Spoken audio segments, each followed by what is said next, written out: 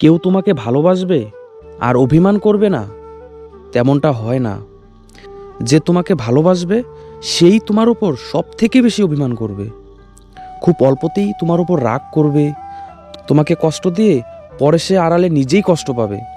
মানুষ ভালোবাসলে তবেই তার কাছে অভিমানের পরশরা নিয়ে বসে, অভিযোগের আদলে আরও বেশি করেই ভালোবাসা পেতে চায়। ভালোবাসার মানুষটাকে শুধু ভালোবাসলেই হয় না, তার সাথে সাথে তার অভিমান, তার অভিযোগ, তার উৎকণ্ঠা, তার নীরবতা সবটা বুঝতে হয়।